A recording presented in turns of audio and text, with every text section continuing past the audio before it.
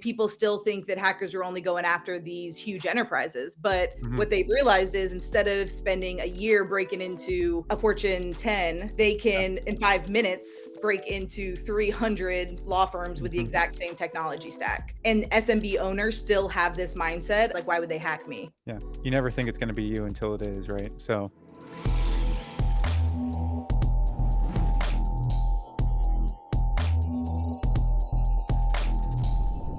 welcome back to another episode of Unraveling IT, Expert Tech Talks, where we dig into the good, the bad, and occasionally terrifying corners of technology and try to make sense of it all before the hackers do. Today's episode is a special one. We're joined by Valentina Flores, co-founder of Red Sentry, a company built on the idea that the best defense starts with a smart, proactive offense. She literally went from chasing criminals down dark alleys to tracking them through firewalls, phishing campaigns, and the occasional poorly secured webcam. We're diving deep into offensive versus defensive cybersecurity, what real-world pen tests actually look like, why SMBs are juicier targets than they think, and how AI is making both hackers and defenders terrifyingly efficient. So buckle up, whether you're an IT pro, a business leader, or just someone who still uses password 123. This conversation is going to give you a lot to think about and probably make you want to schedule a pen test immediately. Well, thank you for joining us today, Valentina, on another episode of Unraveling IT. To kick things off, can you go ahead and tell us a little bit about your journey that started in chasing cyber criminals and that kind of led you to Red Sentry? Yeah, thanks for having me. Yeah, so I started off in investigations, literally chasing criminals. And then when I moved into internet crimes, started chasing them through the computer. And what made me really successful as an investigator was understanding victim psychology and criminal psychology. And that's kind of where the start of Red Sentry came from. So my co-founder and we had just this idea that defense doesn't have to be so reactive, and we wanted to make cybersecurity just a lot more accessible to companies of all sizes and all industries. And so that's why we started Red Sentry. Wow, that's so you literally were out there in the field chasing down cyber criminals, finding them and arresting them, essentially? Yeah, it's definitely a different background than most. And, Yeah. yeah, so I was on some federal and state task forces and out there just actually on the streets, and then moved to the computer side and then came over to the private sector, which, love this side of the house. Yeah, I bet. So, Red Sentry's tagline is hack before the hackers do. What does that actually mean in practice? And how does it shape your company's mission? Yeah, so a lot of people know about defensive cybersecurity. So, like putting in firewalls and protecting your systems. Not a lot of people know about offensive cybersecurity, which is the other side, and it's Mhm. testing those defenses. So, what we do is we simulate real world attacks. We have a team of hackers. The only difference is we have permission to hack and a much different intent. Yeah. So we hack into companies and show exactly where all the vulnerabilities are so that they can fix those vulnerabilities before, a malicious attacker finds them. So it's really about that proactivity and testing your defenses, because if you've built a system, you can't unbiasedly test that own system. Yeah. And hacking's a lot of creativity, and there's a lot more to it than just the tech involved. And Mhm. so we come in as that third party resource to really test what you guys have and, see what your security posture is. I think we've had a client say to us before that security that's not tested is not security at all. Yeah. And it sounds like that's kind of more or less what you're referring to is that, you can put in place all of these defenses, but without actually testing them or vetting them, you have no idea if they're doing what they're supposed to be doing. And so that's where Red Sentry comes in. Is that correct? Yeah, and there's a lot. I mean, sometimes there's ego involved and like, oh, we're so secure. And I mean, no company is unhackable. There's always room for improvement. If Yep. we're working with an SMB where this is their first ever test, there's probably going to be a lot more findings or different, more base level findings. If we're working with a super mature mid-market enterprise that has a whole security team, then the testing is probably going to be a little different, more advanced. Everyone has room for improvement in security. And if you don't have that growth mindset, you're just going to kind of fall behind. Hmm. So what does an actual pen test kind of look like in practice? Well, we always start with scoping, and scoping is really figuring out not just what we're going to test, but the goal of the engagement. So, like I just said, an SMB trying to get through SOC 2 compliance, that test is going to look very different than an enterprise who might just be like, hey, here's the flag, go find it. and Mhm. we can do anything necessary to get to it. We can use social engineering, phishing, versus compliance pen tests are more, these are the tests we're going to run for this industry. So it starts with scoping, and it's just figuring out what we're going to test, how we're going to test it, what are the rules of the engagement, just kind of putting Mhm. those guardrails in place. And then from there, we move into the actual active testing phase, and we're trying to figure out those entry points into the company depending on the type of test, if it's through passwords or breaking into the system somehow using leaked credentials or something else. And then once we're inside, we're going to try to see what we can find. Can we see things we're not supposed to see? Can we find a user credential online and then get up to an admin credential, which is more common than it should be? So we're basically going in and seeing what we can do once we're inside. And then we're putting all of those different vulnerabilities inside a report and prioritizing them for the team so that when we hand that back over to that company, they know, all right, I have XYZ to do, but I need to start here. This is the Mhm. highest priority. And then we'll kind of build out our security roadmap. Gotcha. And so you said rules of engagement there, and I kind of want some clarity around that because, hackers, there are no rules of engagement, right? I mean, they can do whatever they want to do and they will do whatever they need to do to get in. Do you guys typically take similar approaches? Do you, set up boundaries with the organization? Is there anything that you're not allowed to do, to try Yeah, and gain access? it depends on the organization. So, most companies have like a specific target, like, hey, just test our web application Yep. or just test this. Or if you get to this point, stop and tell us. So, like, you can break in, but don't steal everything. Or like, you can break in, but don't shut down the system. That's kind of more what it's like. So, it's showing you what we can do more than Mhm. actually doing it. But there are Yeah. times when, it's called like red team exercises. It's a little more open and it's just, go see what you can find, go see what you can do. So it really depends on the organization. But regardless of that, we like to set up clear boundaries, make sure everyone's on the same page with what this is going to look like, just full transparency. Because I mean, we are breaking into their system. And if there's not that transparency and communication, a lot can go wrong. What are some common misconceptions, that people typically have around pen testing? Well, I think for security in general, people think of it as a finish line to get to or like a box they check and it's complete. And security is not like that at all. It's not Security a point in is, time. yeah, it's a journey. It's everyone has small things they can do. And I think sometimes, especially businesses that don't have huge security teams of their own, they can get overwhelmed by reading the news or seeing all these advanced things they could be implementing. And it's just about starting with the basics and just figuring out what that roadmap looks like for your company. So I wish that was more how it was viewed, is that it's more of a journey and it should be a normal conversation had within your business. We're recording this episode in September, but it will be released in October. And as we all know, October is Cybersecurity Awareness Month. Is there a specific message that you think we should be amplifying this year? Yeah, I mean, I think to me, I think it's a little bit of a misnomer because cybersecurity awareness, I mean, we're all aware that getting hacked is bad. The problem is not enough companies take that and create action plans from it or get traction. So maybe we should call Mhm. it like Cybersecurity Traction Month. But I think, it is a Cybersecurity good, Justification Month. yeah, and at least like start those conversations. Yep. And, I think one big thing is that it's not an IT problem. It's also a leadership conversation and how leaders are putting this out to their team. And, security touches every single person every single day of the year. And it Mhm. shouldn't just be talked about once a year by a couple of developers. Like the whole company should be having these conversations. So, I'd love for companies to take this month and just kind of start that conversation process and figure out the roadmap and make your whole team part of it. I mean, tech support is one of the most frequently attacked, like HR, finance, sales teams. I mean, everyone needs to be part of that conversation. And how do you suggest organizations go about doing that? Building that culture around cybersecurity. Have you maybe seen certain approaches be more effective than others? Yeah, I mean, I think, realizing you don't have to go from 0 to 100. I think starting out, if I were to say, like, everyone listening, look at your calendar right now and just set like a 1 to 2 hour block on your calendar for at least your leadership team. And you can download, questions for a risk assessment. You can download incident response template and just start having these conversations and figure out what your gaps are, and then just put one thing on that roadmap for Q4 or for the next quarter coming up, and that at least gets the traction. I think that's the hardest part, is to start, because there's so many options when you're looking at security. So it's kind of just get that meeting, have a risk assessment talk. It's free. You don't have to bring in outside people. You can, but just start the conversation and then get that traction flowing. Yeah. Well, and culture is one piece of the puzzle, right? There's also a cost perspective as well, right? I mean, cybersecurity isn't free, and it's maybe not the cheapest thing either. Have you found effective ways to get the messaging across or get buy-in without just selling based on fear?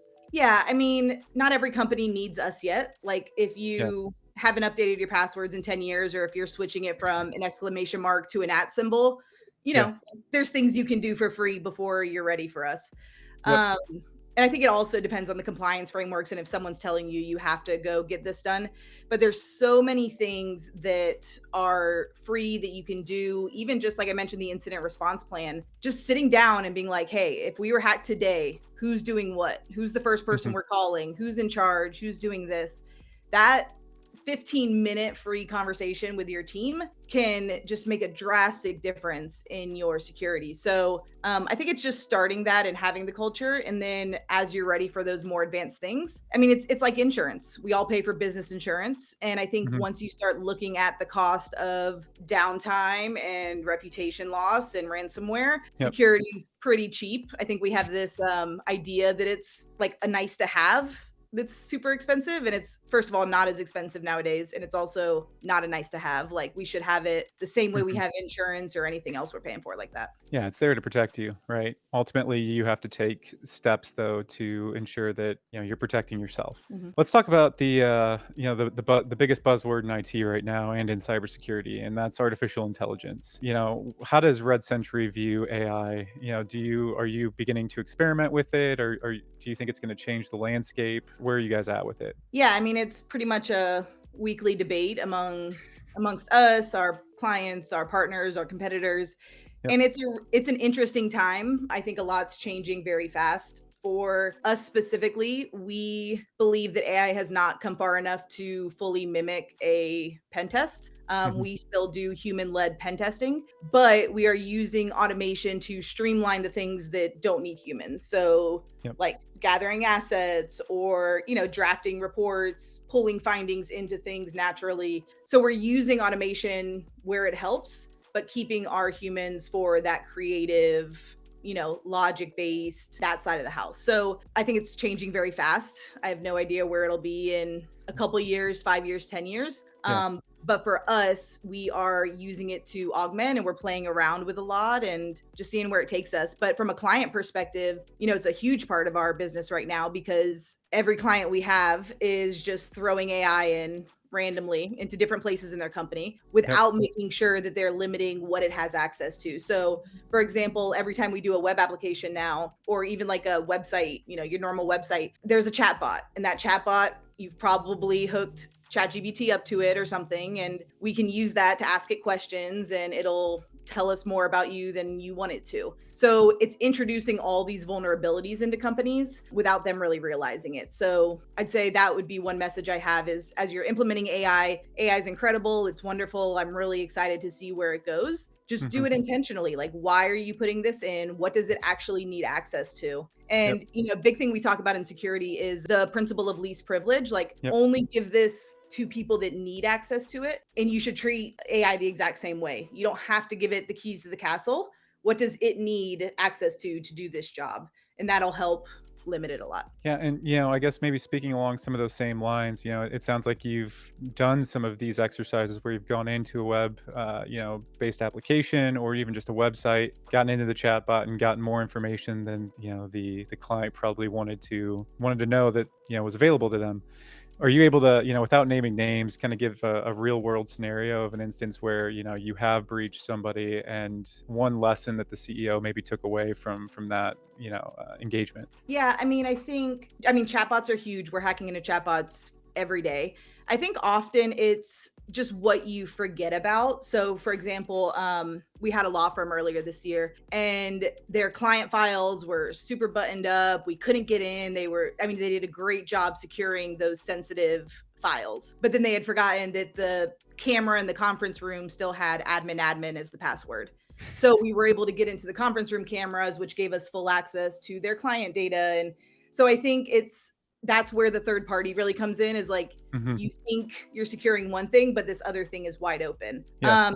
And then I think the biggest thing I see also is when that attack happens, just not being ready for it. We spend a lot of time building defenses, but we don't spend any time doing incident response. And I guess, especially coming from my law enforcement background, like this happens, crimes happen, everyone Mhm. becomes a victim. So being able to handle that when it comes is something I'd like for companies to do more of. And I think in 2025, it was something like teams without an incident response plan ended up having to pay 58% more in a breach than teams that just Wow. had an incident response process ready. So it's a huge difference maker that I wish more companies would take advantage of. And speaking of maybe some of those companies, I'm assuming a lot of those companies that don't have the incident response plans are smaller organizations or organizations that may not have like a fully fleshed out IT team. What are the biggest barriers they face, in the cybersecurity landscape? What's stopping them from implementing some of these security principles or best practices? Yeah, there's a couple different types of organizations that are, underserved or not as advanced as they need to be. The first is going to be anything government, and I come from the government sector, so I get why. But especially like school districts, police departments, anything like that, it's budget, it's red tape, it's Hmm. there's so much on their plates that security just is always going to fall to the background. So for those companies, it's trying to figure out an affordable, easy to implement option that doesn't take a lot of back and forth, and just finding that kind of easy starting point, because I mean those government organizations are being hit so hard by hackers right now. Hmm. And then for smaller companies that don't have a CISO or don't have a tech team, it's really just figuring out what that first step is. And sometimes it is a pen test, but maybe we're starting with one little piece of their environment. We have a lot of companies that come to us for a web application because that's normally what they want tested in like a SOC 2 or something like that, some kind of compliance. And then maybe like 6 months later, they'll come back and do a social engineering test or, an internal or a cloud. And so it's kind of like you don't have to do this all at once, but like what's the most important piece that we need to start with? And that's where we start. And a lot of it's just education and figuring out, what their unique business needs are and what their risk is and where we need to start. And how is Red Sentry specifically maybe making pen testing more affordable, more scalable for organizations like that? I mean, are you guys doing anything special for them? I mean, I'd like to think it isn't special, but I think one thing I'm most proud of is just our balance of humans and tech. And I think that's something that a lot of companies are moving a little bit to tech, which may sound weird as a tech CEO. But there's certain things that are tech problems and certain things that are human problems. And I think we've done a really good job of automating what we can automate to let our humans do their job better. And I think that's where a lot of SMBs, can get that true pen test, but at a more scalable way or at a more affordable rate. And also, I mean, 10 years ago, their pen testing was just not as common. And so there was a lot of like fluff in the pricing and a lot of overcharging. And so that's a lot of what we're trying to take away and just get people what they need, for Mhm. that security. How does the role of diversity, right? So whether it's, through background, through thought, experience, sort of help to build a stronger pen testing team? I've actually never been asked that question. And I think it's a great question. Yeah. I mean, we all have Neuro, different backgrounds, right? I mean, no, it's we all awesome. bring different things to the table. Yeah, and neurodiversity is actually one of my like side passions, and I think it's so interesting that you say that because hackers exploit blind spots, and the Mhm. more diverse your team is, the fewer blind spots you have. So on my leadership team alone, I have an engineer, I have a former teacher, I have a marine veteran, and so it's like everyone sees risks differently. And Mhm. sometimes, we end up butting heads for a whole meeting. But I think it's just like being able to capture that 360 from all those different angles Yeah. is so valuable as a leader. So, yeah, I think cognitive diversity is so important right now. I hope more companies are taking that on. And I think it's a huge value add to your team. Yeah, that makes total sense. I mean, like I said, everybody's got a different background. To your point, we're all seeing risks through different lenses. Obviously, somebody, a Marine versus a teacher, that's going to be a pretty dramatic difference in how they view threats. So, And not only um, threats, but just how process those threats. Like there are yeah, people that are going to want to go 100 miles per hour. And then there's those of us that might want to sit and analyze for months. And it's like having that balance of people, I think just yep, makes a company so much stronger. yeah. Analysis paralysis can kill a company. So Yeah. it's good to have a healthy dose of, I'll say reserved recklessness, right? You Yeah. gotta be quick to respond, quick to react, but it's Yeah. nice to maybe step back and think at times. But, for business leaders listening today, what's one action you'd like them to take or, suggest they do take here in the coming weeks or months? I'd say set up that meeting we talked about earlier, download a free template for an incident response plan, and just have that initial meeting with your leaders and figure out what those gaps are and just list them out. And then Mhm. from there, once you have it on paper, it's a lot easier to figure out, what that thing is you're going to start on. So just one step at a time. I love the phrase, you don't have to outrun the bear, you just have to outrun the person next to you. And that's really what cybersecurity is. You don't have to be better than the hackers because you're not going to be, but every little step you take, leads them to go somewhere else. So Mhm. it's just starting with those baby steps. Yeah. That's one question I've actually been asked here recently, and I'd love to get your take on it. But do you think that AI benefits the hackers or the defenders more? Oh, both. I mean, I think the hackers are always going to be ahead of us, Yeah. slightly. I think there's so much it's doing that's cool on the defensive side. A lot, I think both sides are kind of moving at a similar pace. Mhm. But hackers, we think of them as these guys in basements and hoodies, and that's really underestimating them. Like, yes, they Yeah. are independent, but they're also they're combining and operating at these huge organizational levels, and they have tiers and they have HR teams, and there's so much more to those than we think about. And so they're using the AI the exact same we are to automate their process, to scale their business. So it's both sides. I think Yeah. AI it's like every other piece of technology. Computers helped defenders and attackers, Yep. internet, both sides.